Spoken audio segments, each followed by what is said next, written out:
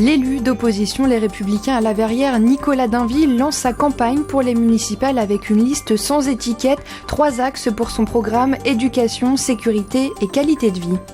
L'Open de France de golf débute jeudi. 3 joueurs français engagés dans ce 103e tournoi national, Benjamin Hébert, Victor Pérez et Romain Langasque. Et puis, l'artiste Nicolas San installe sa dernière réalisation à Trappes. Nous étions présents pour découvrir sa nouvelle œuvre monumentale et percer ses secrets.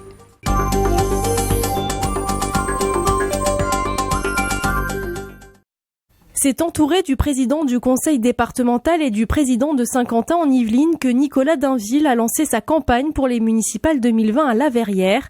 Conseiller d'opposition Les Républicains, sa liste pour ce scrutin sera pourtant sans étiquette. Elle regroupe des sensibilités différentes avec un objectif, faire bouger les choses à La Verrière. On a envie d'améliorer la sécurité, une ville plus sûre avec une police municipale plus nombreuse. On a envie d'agir dans nos écoles avec les outils les plus innovants pour permettre la réussite de chaque enfant. On a envie d'agir sur la qualité de vie avec notamment un aménagement des bécanes qui soit mesuré, qui respecte cet esprit village et qui permette à tous les habitants de vivre ensemble dans une ville dont ils soient fiers. Sa campagne reposera donc sur ces 3 piliers. Nicolas Dainville souhaite également collaborer avec Saint-Quentin en Yvelines, le département ou la région pour le financement par exemple de certains projets comme la rénovation du quartier du Bois de l'Étang. Moi, mon projet, c'est effectivement un projet de rénovation sans démolition, en mobilisant des fonds européens, les fonds liés à l'agglomération, les fonds liés au département, les fonds que peuvent mobiliser les bailleurs, comme ça se fait à Poissy, comme ça se fait à Élancourt avec les petits prêts. Donc il y a des possibilités. Pour ces prochaines élections municipales, Nicolas Dainville devra faire face notamment à la maire sortante Nelly Dutu. Le rêve de nombreux parents, depuis septembre dernier, une micro-crèche est ouverte à la gare Villiers-Naufle-Pontchartrain sur la ligne N. La structure privée permet d'accueillir 10 enfants de moins de 3 ans dont les parents sont usagers des transports. Une collaboration entre la région Île-de-France et la SNCF. Oui, c'est un service qu'on apporte à nos voyageurs du quotidien. Qui ont toujours des problèmes bien évidemment pour se déplacer et avec leurs enfants le matin pour les déposer dans un lieu, une crèche familiale. Et donc on considère que c'est un bon service qu'on apporte à nos voyageurs du quotidien. Ça complète l'offre. On a déjà une crèche intercommunale avec Jouarre-Pontchartrain et Naufle-le-Château dans laquelle nous avons 13 berceaux. 13 berceaux, ça fait un équivalent 20 familles. Donc cette crèche va compléter naturellement. La structure de 148 mètres carrés fonctionnera comme une crèche classique. Entre 2 et 4 encadrants s'occupent des enfants pendant la journée et parfois plus en cas d'imprévu sur les rails. On peut imaginer un train en retard, la personne est plus assurée de pouvoir récupérer ses enfants de manière, comme le train de toute façon arrive en retard, le personnel de la crèche peut avoir une indulgence qu'on n'a pas forcément ailleurs dans les autres crèches. Coût total de l'opération, 500 000 €. D'ici 2024, 20 projets petite enfance devraient ouvrir sur le même modèle en Île-de-France. L'Albatros est prêt pour accueillir le 103e Open de France de golf de l'histoire. La compétition est organisée de ce jeudi 17 à ce dimanche 20 octobre au Golf National de Saint-Quentin en Yvelines. Une date inhabituelle pour un événement programmé ces dernières années fin juin. Mais cet Open automnal ne semble pas perturber l'organisation. Je ne serais pas si positif si j'avais des doutes, mais non, le staging, la façon dans laquelle c'est monté, c'est très bien. On a l'impression d'être sur un tournoi, en tout cas, et le plateau de joueurs est pas mal. Le plateau de joueurs sera notamment composé du Danois Thomas Bjørn, capitaine de la Ryder Cup 2018 à Saint-Quentin en Yvelines. Les meilleurs golfeurs français seront également présents sur le parcours de l'Albatros, avec notamment Victor Pérez, dernier français vainqueur sur l'European Tour. Le joueur de 27 ans, numéro 1 français, sera le chef de file de la délégation. Mon objectif cette semaine, forcément, de performer au mieux, d'essayer de le prendre comme n'importe quelle semaine, même si forcément c'est difficile étant en France. Et voilà, après, essayer de me concentrer sur le jeu. Je connais le parcours, ce qui est un avantage. Autre star de cette édition, le parcours avec les 18 trous de l'Albatros. Comme toutes les années, il devrait donner des sueurs froides aux meilleurs. Il est préparé juste comme il faut, il reste sélectif mine de rien et franchement il est en super condition. C'est un des meilleurs parcours de l'année, donc après c'est dur de ne pas être content d'être là. L'Open de France de golf se terminera ce dimanche soir avec peut-être une victoire française, la première depuis 2011 et un certain Thomas Levé.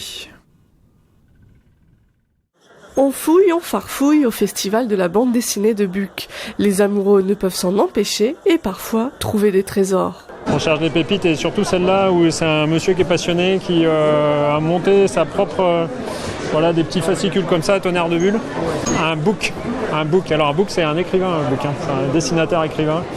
Magnifique et du coup je l'ai trouvé chez lui, c'est pour ça que je suis très heureux. Mais le festival, c'est avant tout un moment de rencontre avec les auteurs et illustrateurs. Près d'une 50aine de professionnels ont fait le déplacement cette année. Ça fait un peu partie du travail, de se prêter au jeu de la promotion pendant un certain temps, surtout quand l'album est fraîchement sorti, quelques mois. Je viens voir Marc Védrine du coup, mais c'est pas pour moi, c'est pour quelqu'un d'autre. Moi, j'ai pas grandi dans cette culture de BD parce que je suis allemande et en Allemagne, il n'y a pas trop ça. Mais mon mari, il aime beaucoup les BD et mes enfants aussi, du coup je suis ravie, il y a un super choix. La jeunesse n'est pas mise de côté au milieu des passionnés et des enfants qui ne peuvent s'empêcher d'aller voir leur créateur préféré, Erock, l'auteur des profs. À chaque fois c'est amusant et j'aime bien ces personnages, ça nous rappelle le collège et les auteurs qu'on voit, ça nous rappelle les professeurs. J'ai quand même une série qui commence à avoir quelques années, mais j'ai des nouveaux lecteurs, donc des enfants. Et ça fait plaisir parce que le risque, c'est que les lecteurs vieillissent en même temps que les auteurs et que les séries de BD. Une affluence record de la part des BD-philes. Cette année, à Buc, plus de 8000 passionnés ont cherché à rapporter un souvenir personnalisé. Ce rond-point, que tout le monde appelle la place ovale, a désormais une identité. Nicolas Sagne a réalisé une sculpture d'1,7 tonne. Elle est installée rue Maryse-Bastier. Ce sont 3 lignes d'acier qui sont mariées entre elles. Normalement, elles sont blanches. Une fois qu'on aura enlevé l'emballage, elles seront blanches. C'est une sculpture qui parle d'espace. Ma sculpture, c'est ce style d'assemblage, on va dire, de lignes qui est fragmenté en 15 éléments. C'est mon travail, c'est ma marque de fabrique. Originaire de Rodez, Nicolas Sagne a fait le choix il y a 1 an d'habiter Trappes. Suite à une demande du conseil municipal de la ville, l'artiste a conçu cette pièce en 4 mois avec les contraintes liées à l'aménagement urbain. Si on a mis la sculpture là, c'est qu'on pouvait en réalité la mettre que là. Parce qu'à côté, il y a des réseaux électriques, des réseaux de gaz, des réseaux. C'est l'espace urbain, c'est l'aménagement urbain. C'est les veines de la ville qui passent dessous. Cette place est à la jonction du quartier dit de l'Aérostat et de celui des Merisiers. L'endroit retenu pour commémorer la mémoire d'Arnaud Beltrame, officier supérieur de la gendarmerie qui s'était volontairement substitué à une otage au cours de l'attaque terroriste de mars 2018 à Trèbes. Nous voulions rendre hommage à monsieur Beltrame pour l'acte presque surhumain qu'il a accompli, finalement de se laisser assassiner à la place d'une personne qui n'avait pas les fonctions et les responsabilités qu'il a assumées. On ne pouvait pas laisser passer ça sans marquer le souvenir. L'œuvre de Nicolas Sagne mesure 2,50 m par 3 m. L'artiste est ravi d'animer ce rond-point rue Maryse-Bastier. Au printemps, j'ai livré une sculpture à Rodez, ma ville de naissance. Ici, je livre une sculpture, ma ville de cœur, sur la même année. Donc c'est une très belle année. Je suis ravi que mon travail soit accepté. Prochainement, des bulbes rouges de tulipes vont être plantées autour de la sculpture.